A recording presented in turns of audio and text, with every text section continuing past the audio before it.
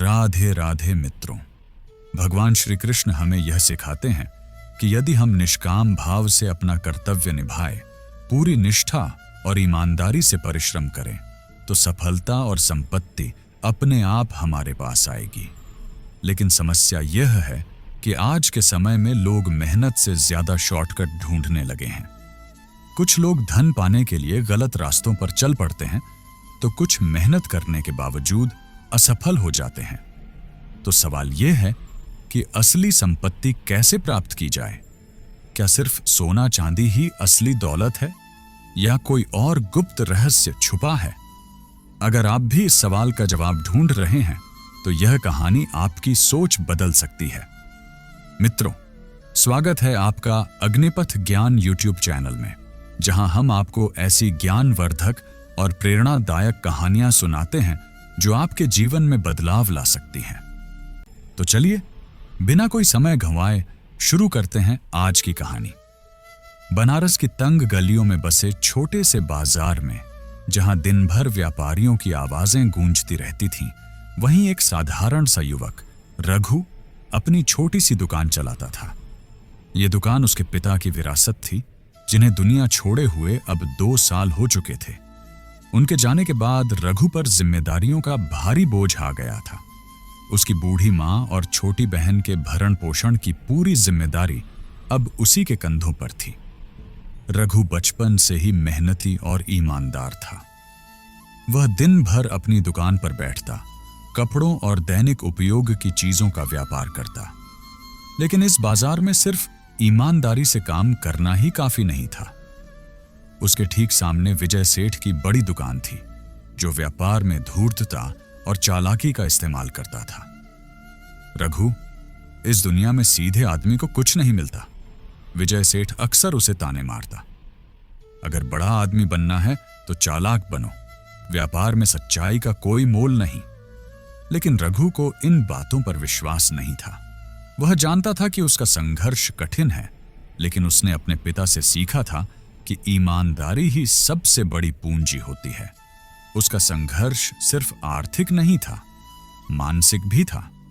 वह अपनी मां के कमजोर होते शरीर और बहन की शादी की चिंता में रातों को सो नहीं पाता। इन हालातों में सिर्फ एक ही चीज थी जो उसे हिम्मत देती, मालिनी। मालिनी एक साधारण लेकिन समझदार लड़की जो रघु से प्रेम करती थी। वह हमेशा उसे साहस देती, कहती, रघु, बुरा वक्त हमेशा नहीं रहता, मेहनत करते रहो, तुम्हारी ईमानदारी एक दिन तुम्हें बड़ा इनाम देगी। लेकिन कब? यह सवाल रघु के मन में हर रात उठता था। एक दिन बाजार के काम से लौटते हुए रघु की नजर सड़क किनारे एक पुराने खंडहर पर पड़ी। यह जगह पहले एक मंदिर थी, लेकिन अब सिर्फ टूटी फूटी दीवारें और बिखरे हुए पत्थर ही बचे थे। रघु अक्सर वहां बैठकर अपनी परेशानियों के बारे में सोचता था। उस दिन भी वह वहां बैठा था, जब अचानक उसकी नजर जमीन पर पड़े एक चमकते हुए सिक्के पर पड़ी। एक तांबे का सिक्का। रघु ने उसे उठाया। वह सिक्का साधारण नहीं था। उसके एक तरफ कुछ अजीब से अक्षर खुदे हुए थे और दूसरी तरफ एक पुरानी आकृति थी। अजीब सिक्का है, रघु बुदबुदाया। तभी पास से गुजर रहे गंगू काका ने उसे देखा। गंगू काका एक बुजुर्ग आर्षि थे, जो बाजार में कभी कभी लोगों को ज्ञान की बातें बताया करते थे। उन्होंने सिक्का देखते ही कहा, रघु, यह कोई साधारण सिक्का नहीं है। रघु चौंक गया। क्या मतलब काका? गंगू काका मुस्कुराए। यह सिक्का सिर्फ मेहनती और ईमानदार व्यक्ति के लिए काम करता है, लेकिन याद रखना, लालच से इसका असर खत्म हो जाता है। रघु को यह सब बातें अजीब लगी। वह सोच में पड़ गया कि क्या सच में कोई सिक्का सौभाग्य ला सकता है। अगली सुबह रघु ने सिक्का अपनी जेब में रखा और रोज की तरह दुकान पर पहुंचा। सुबह सुबह ही एक गरीब किसान दुकान पर आया। बाबूजी, मेरी फसल इस बार खराब हो गई, मुझे कुछ कपड़े चाहिए, लेकिन पैसे कम हैं, किसान ने हाथ जोड़कर कहा। रघु को उस पर दया आ गई। उसने आधे दामों में किसान को कपड़े दे दिए और सिक्के को ध्यान से अपनी जेब में टटोलते हुए मुस्कुराया। अगर यह सिक्का वाकई सौभाग्य लाता है तो देखता हूं क्या होता है। और हुआ भी कुछ अजीब। उस दिन अचानक दुकान में ग्राहकों की भीड़ बढ़ गई। लोग उसकी दुकान पर आने लगे, जबकि बाकी दुकानों पर कम ग्राहक थे। शाम तक उसने जितनी बिक्री की थी उतनी कभी नहीं की थी। रघु सोचने लगा, क्या यह सच में उस सिक्के की वजह से हुआ या यह सिर्फ एक संयोग है? लेकिन यह सिर्फ संयोग नहीं था। रघु की दुकान पर अचानक बढ़ती भीड़ को देखकर विजय सेठ चौंक गया। रघु के पास ऐसा क्या है जो मेरे पास नहीं? उसने अपने नौकर से पूछा। रघु की सफलता से जलकर विजय सेठ ने एक चाल चली। उसने रघु की दुकान से चोरी करवाने का फैसला किया। एक रात उसके कुछ आदमियों ने चोरी कर ली और अगली सुबह रघु को अपनी दुकान आधी लूटी हुई मिली। यह किसने किया? वह चीख उठा। गंगू काका ने पास आकर कहा, बेटा, यह दुनिया तुम्हारे ईमान की परीक्षा ले रही है। याद रखो, जो चीज मेहनत से मिलती है वह मेहनत से ही बचाई जाती है। रघु को बहुत दुख हुआ, लेकिन उसने हिम्मत नहीं हारी। उसने फैसला किया कि वह फिर से शुरू करेगा। लेकिन क्या सिक्का उसकी मदद करेगा? रघु सिक्के को लेकर फिर से गंगू काका के पास गया। काका, क्या यह सिक्का सिर्फ संयोग से मदद करता है या सच में इसकी कोई शक्ति है? गंगू काका ने गहरी सांस ली और बोले, यह सिक्का सिर्फ उनके लिए काम करता है जो मेहनती और ईमानदार हैं, लेकिन यह तुम्हारी परीक्षा भी लेता है। अगर तुम लालच करोगे तो इसका असर खत्म हो जाएगा। रघु के मन में कई सवाल उठे। उसने खुद से कहा, अब देखता हूं यह सिक्का मेरी मदद करता है या नहीं। और इसी के साथ उसकी असली परीक्षा शुरू होने वाली थी। रघु की दुकान पर दोबारा ग्राहकों की भीड़ लगने लगी थी। उसकी ईमानदारी और मेहनत से लोग प्रभावित होने लगे। लेकिन यह सब देखकर विजय सेठ के अंदर जलन की आग भड़क उठी। ऐसे कैसे कोई गरीब लड़का मुझसे आगे निकल सकता है? उसने अपने नौकर को बुलाया और कहा, इस बार कोई छोटी चाल नहीं चलेगी। इस बार रघु को पूरी तरह बर्बाद कर दूंगा। विजय सेठ ने रघु की दुकान के बारे में अफवाहें फैलानी शुरू कर दी। उसने बाजार के कुछ बड़े व्यापारियों से मिलकर यह अफवाह फैलाई कि रघु नकली सामान बेचता है और उसकी दुकान का सामान चोरी का है। धीरे धीरे लोग भ्रम में आने लगे। रघु की दुकान पर भीड़ कम होने लगी। रघु परेशान हो गया। उसने गंगू काका से जाकर कहा, काका, अब क्या करूं? मेरे खिलाफ झूठी अफवाहें फैलाई जा रही हैं। गंगू काका मुस्कुराए और बोले, सत्य को छिपाने की जितनी कोशिशें होती हैं वह उतना ही तेज चमकता है। समय का इंतजार करो। रघु ने हिम्मत नहीं हारी। लेकिन क्या यह काफी था? बनारस के राजा अनिरुद्ध सिंह एक न्यायप्रिय और बुद्धिमान शासक थे। वे अक्सर अपने राज्य में व्यापारियों की ईमानदारी की जांच करते थे। जब उन्हें विजय सेठ और रघु के बीच की प्रतिस्पर्धा के बारे में पता चला तो उन्होंने दरबार में दोनों को बुलाने का निर्णय लिया। राजा के आदेश से रघु और विजय सेठ दोनों को महल में हाजिर होने का फरमान भेजा गया। रघु घबराया हुआ था। उसने गंगू काका से पूछा, अगर राजा ने मुझे दोषी समझ लिया तो? गंगू काका हंस पड़े। बेटा, ईमानदार व्यक्ति को घबराने की जरूरत नहीं होती, बस अपनी सच्चाई पर डटे रहो। राजा अनिरुद्ध ने अपने दरबार में दोनों को बुलाया। हमने सुना है कि तुम दोनों बनारस के व्यापार में प्रमुख हो, लेकिन यह भी सुना है कि एक दूसरे के खिलाफ आरोप लगा रहे हो। अब यह तय करने का समय है कि सच क्या है। फैसला अब राजा के हाथ में था। राजा अनिरुद्ध ने दोनों व्यापारियों को देखा और फिर पूछा, साबित करो कि तुम में से कौन अधिक ईमानदार और योग्य व्यापारी है। विजय सेठ ने आगे बढ़कर कहा, महाराज, मैं सालों से व्यापार कर रहा हूं।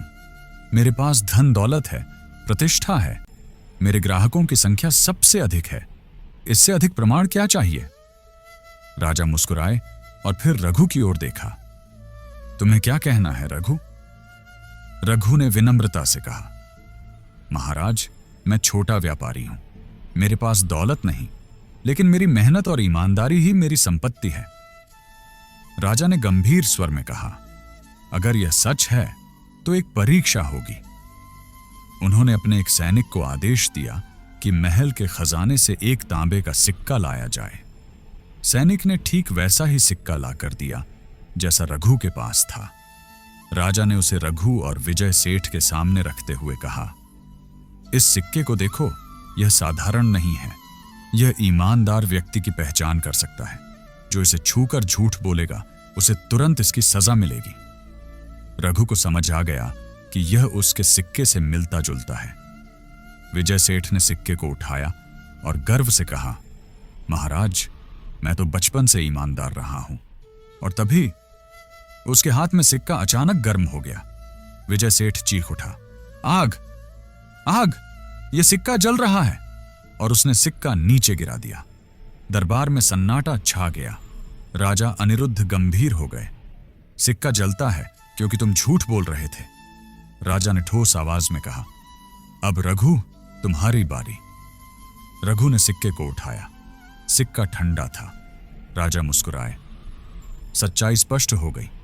राजा अनिरुद्ध ने दरबार में घोषणा की, रघु की ईमानदारी साबित हो गई है। इसे बनारस के सबसे ईमानदार व्यापारी का दर्जा दिया जाता है।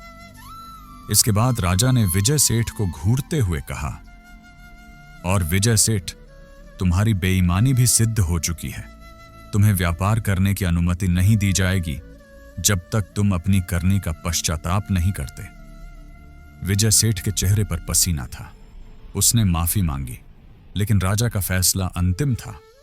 रघु के लिए यह सब एक सपने जैसा था। वह गरीब से सफल व्यापारी बनने की ओर पहला कदम रख चुका था। राजा अनिरुद्ध ने रघु को एक सुनहरा अवसर दिया। हम चाहते हैं कि तुम महल के व्यापार प्रबंधन में भी हाथ आजमाओ। तुम महल के व्यापारिक लेन देन की देखरेख करोगे। यह सुनकर रघु चौंक गया। महाराज, मैं तो सिर्फ एक साधारण व्यापारी हूं। राजा हंसे। जो मेहनत और ईमानदारी को नहीं छोड़ता वही बड़ा व्यापारी बनता है। तुम्हारे अंदर वह गुण है। रघु ने राजा का धन्यवाद किया और इस प्रस्ताव को स्वीकार कर लिया। अब वह सिर्फ एक छोटी दुकान का मालिक नहीं था। वह एक सम्मानित व्यापारी बनने की ओर बढ़ चुका था। लेकिन उसकी परीक्षा अब भी खत्म नहीं हुई थी। आगे उसे और भी कठिनाइयों का सामना करना था। रघु अब राजा अनिरुद्ध के व्यापारिक मामलों की देखरेख करने लगा था। यह उसके लिए किसी सपने से कम नहीं था। महल के भव्य गलियारों में कदम रखते हुए उसे याद आया कि कुछ ही महीने पहले वह एक मामूली दुकानदार था। राजा ने उसे बुलाया और कहा, रघु, महल के व्यापार को संभालना आसान नहीं है। कई बड़े व्यापारी और सौदागर हमसे जुड़े हैं। तुम्हें उनकी नीयत को समझना होगा। रघु ने विनम्रता से सिर झुका दिया। महाराज, मैं अपनी पूरी निष्ठा और ईमानदारी से यह कार्य करूंगा। पहले ही दिन रघु को एक कठिन समस्या का सामना करना पड़ा। महल के लिए मसालों की आपूर्ति करने वाला प्रमुख व्यापारी हरिराम सेठ अचानक दोगुनी कीमत मांगने लगा। अब महल को भी बाजार के दामों पर ही सामान मिलेगा, हरिराम सेठ ने गर्व से कहा। रघु ने आंखों में आंखें डालकर उत्तर दिया, यदि तुमने बेईमानी करने की ठानी है तो हम दूसरा व्यापारी ढूंढ लेंगे। हरिराम सेठ हक्का बक्का रह गया। उसने सोचा था कि महल के लोग उसकी बात मान लेंगे, लेकिन रघु ने उसकी चाल विफल कर दी।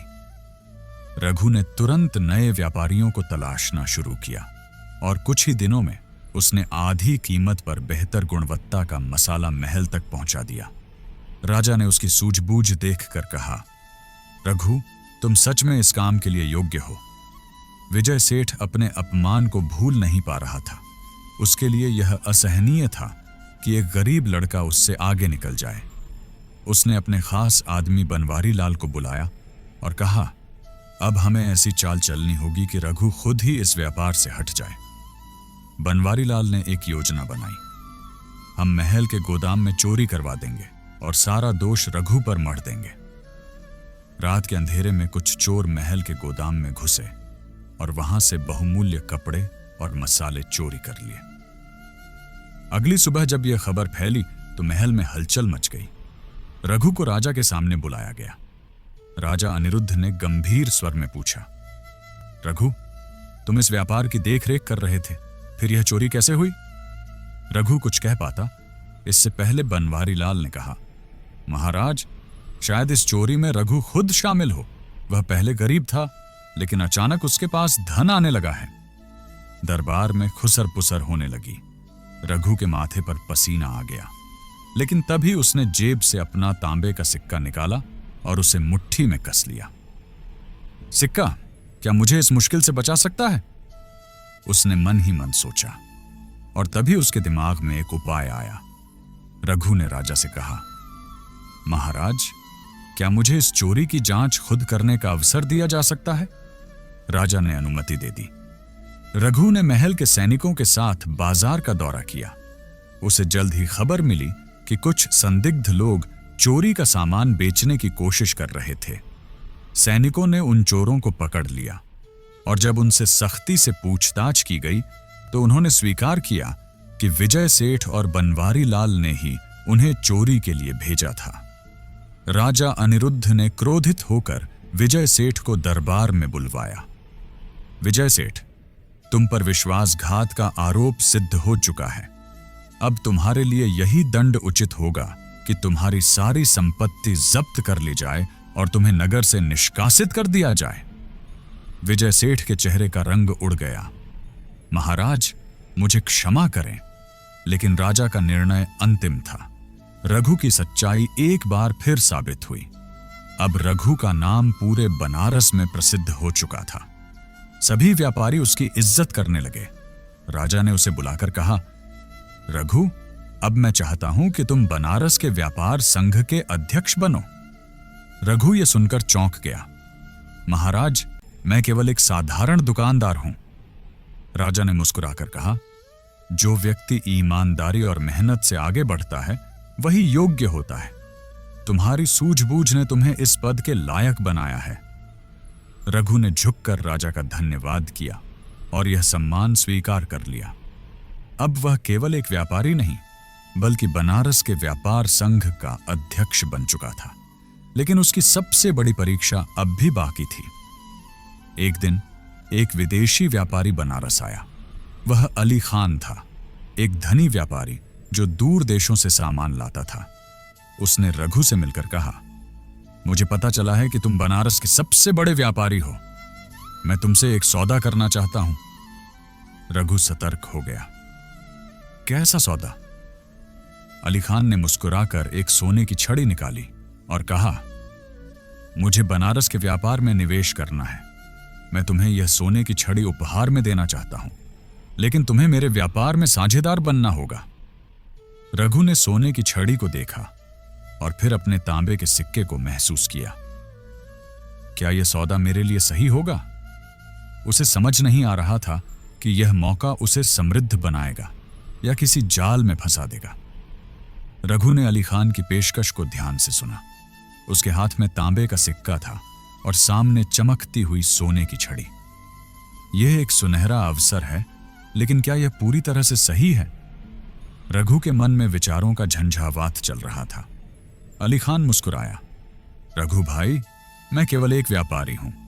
मेरा उद्देश्य मुनाफा कमाना है। यदि तुम मेरे साझेदार बनो तो बनारस का व्यापार नई ऊंचाइयों तक पहुंचेगा। रघु ने संयम से उत्तर दिया, मुझे इस सौदे की शर्तें विस्तार से समझनी होंगी। अली खान ने एक दस्तावेज निकाला और कहा, तुम्हें इस व्यापार में 10,000 स्वर्ण मुद्राएं लगानी होंगी और बदले में हम आधे आधे के साझेदार होंगे। रघु सोच में पड़ गया। यह धनराशि बहुत अधिक थी, लेकिन वह अब बनारस का सबसे प्रभावशाली व्यापारी था। राजा अनिरुद्ध से परामर्श करने के लिए वह महल पहुंचा। राजा ने कागजात को ध्यान से पढ़ा और फिर बोले, रघु, अली खान एक अनुभवी व्यापारी है, लेकिन उसका इतिहास जांचने की आवश्यकता है। किसी भी सौदे में जल्दबाजी मत करो। रघु ने सिर हिलाया। उसे समझ आ गया था कि सोने की चमक के पीछे क्या खतरे छिपे हो सकते हैं।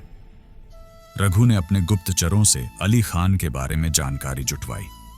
जल्द ही खबर आई कि अली खान कई अन्य राज्यों में व्यापार करके वहां के व्यापारियों को दिवालिया बना चुका था। यह आदमी केवल अपना मुनाफा देखता है और दूसरों को धोखा देकर व्यापार करता है। रघु सतर्क हो गया। वहीं दूसरी ओर अली खान बेचैनी से इंतजार कर रहा था। क्या हुआ रघु भाई, तुमने अभी तक उत्तर नहीं दिया?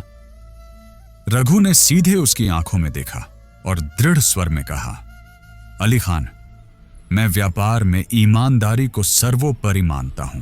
मैं तुम्हारे साथ यह सौदा नहीं कर सकता। अली खान के चेहरे की हंसी अचानक गायब हो गई। यह तुम्हारी सबसे बड़ी गलती होगी रघु, मैं तुम्हें इस व्यापारिक दुनिया से मिटा दूंगा। रघु ने शांत स्वर में उत्तर दिया, धमकियों से व्यापार नहीं चलता अली खान, व्यापार विश्वास और सत्यनिष्ठा से चलता है।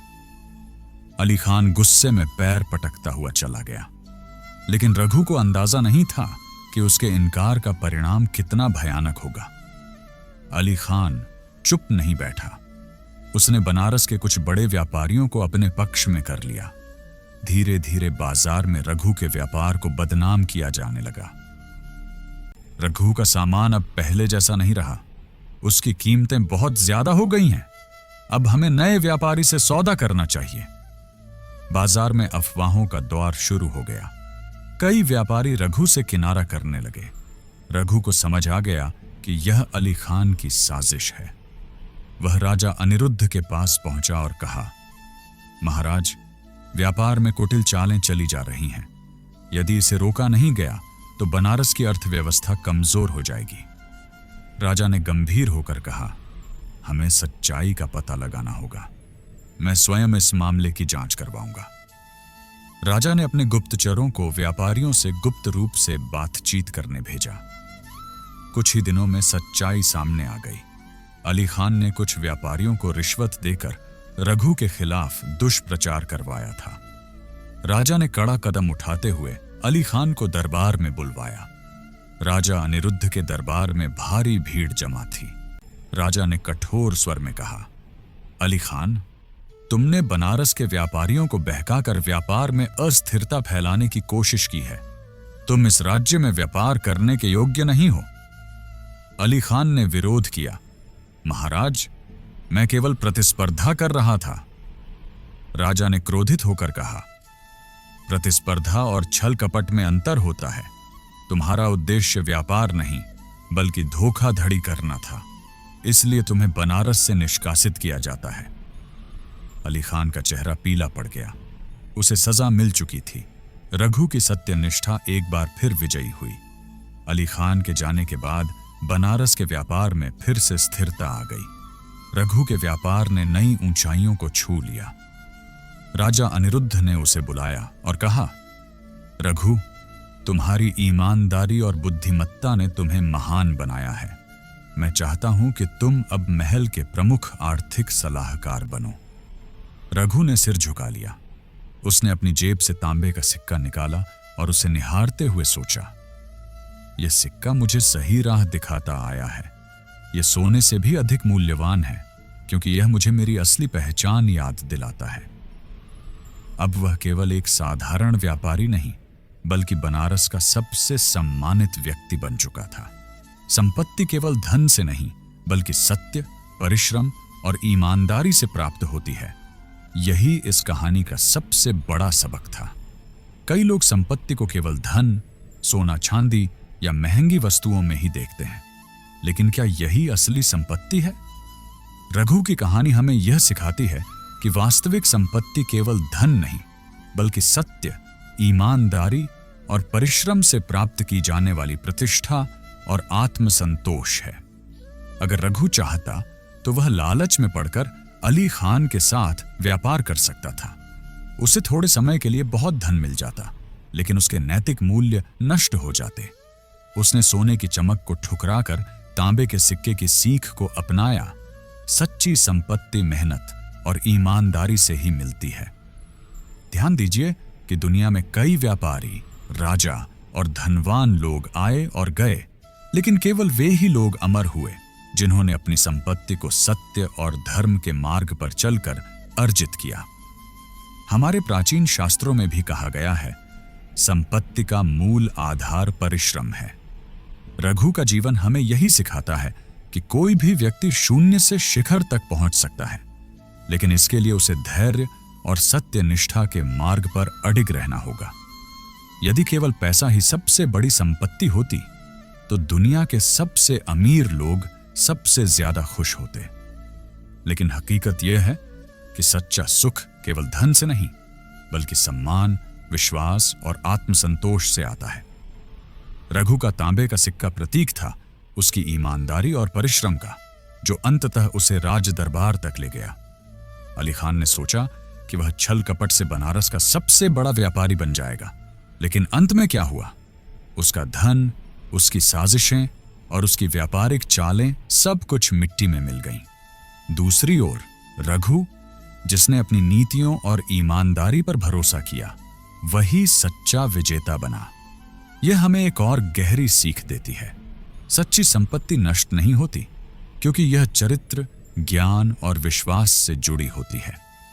यदि आज के समय में भी हम केवल धन कमाने की दौड़ में लगे रहेंगे और सही गलत की परवाह नहीं करेंगे, तो यह धन ज्यादा समय तक हमारे पास नहीं रहेगा। सोने और तांबे की इस कहानी में यही गूढ़ संदेश छुपा है। लालच का अंत हमेशा बर्बादी में होता है। धैर्य और मेहनत से अर्जित संपत्ति ही स्थायी होती है। धन से ज्यादा महत्वपूर्ण होता है विश्वास और सम्मान। तो मित्रों, अगली बार जब आप संपत्ति प्राप्ति के बारे में सोचें तो यह जरूर विचार करें, क्या यह संपत्ति सत्य और परिश्रम से अर्जित की गई है? क्योंकि सोने की चमक क्षणिक होती है, लेकिन ईमानदारी और मेहनत से अर्जित की गई पहचान हमेशा अमर रहती है। अगर आपको यह कहानी पसंद आई और इससे कुछ सीखने को मिला तो वीडियो को लाइक और शेयर करना न भूलें, ताकि और लोग भी इस ज्ञान से लाभ उठा सकें। आपको इस कहानी से क्या सीख मिली, नीचे कमेंट में जरूर बताएं। और हां, अगर आप ऐसी ही और गहरी, प्रेरणादायक और जीवन बदलने वाली कहानियां देखना चाहते हैं तो चैनल अग्निपाथ ज्ञान को सब्सक्राइब करें और बेल आइकन दबा दें, ताकि अगली कहानी की सूचना आपको सबसे पहले मिले। मिलते हैं अगली कहानी में। तब तक के लिए जय श्री कृष्णा दोस्तों।